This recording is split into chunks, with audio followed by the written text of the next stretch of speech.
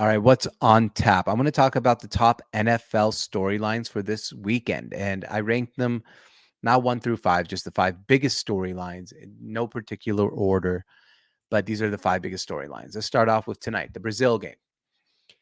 It's going to be really interesting to see what NFL looks like in Brazil. Sure, it's going to be the same field and it's going to look normal and all that, but the Brazilian fans, the atmosphere, what does NFL international football look like? And I know there has been so much reports, oh, it's dangerous and all this, and there's not been one controversy or one thing that's happened so far, and we're 7 hours away from kickoff. Brazil is going to be totally fine. If you go online and type in Sao Paulo hotels, which we're going to do here, I'm going to share my tab and look up some Sao Paulo hotels.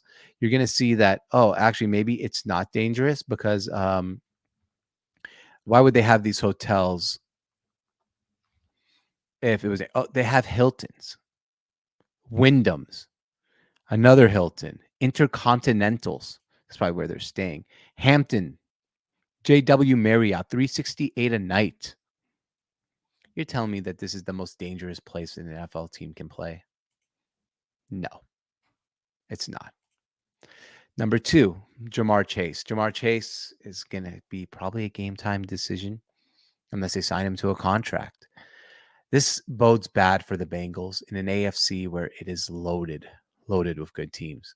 They're in a division with the Browns, who have a great defense, the Steelers, great history. I don't think they're very good, and the Ravens.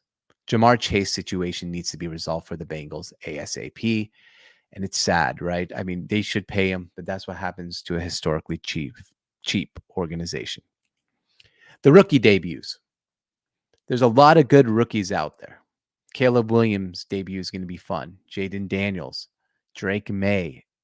I don't think Drake May is actually starting, but we do. Bo Nix. It's going to be really interesting to see just how good these rookie quarterbacks are.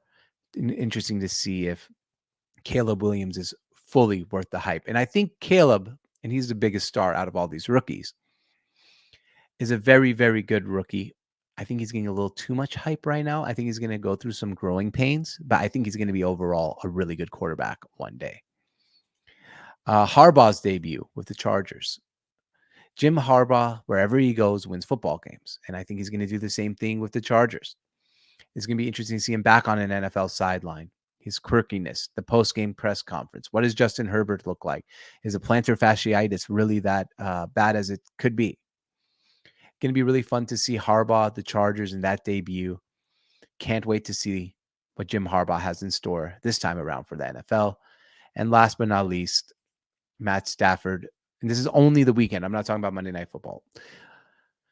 Matt Stafford returning to Detroit to play the Lions. It's going to be an electric atmosphere. Detroit at home to start the season on Sunday Night Football is not something Detroit's necessarily used to. Matt Stafford going back to where it all started. Going to be a really interesting way to see what the crowd reacts to him, how he plays. Are the Lions up to all the hype? That is going to be a huge storyline this week in the NFL. And once again, the five biggest storylines this week in the NFL to me for the weekend, not including Monday Night Football, the Brazil game, Jamar Chase, Lions hosting Stafford, the rookie debuts, and Jim Harbaugh's debut. Can't wait to watch some NFL football this weekend.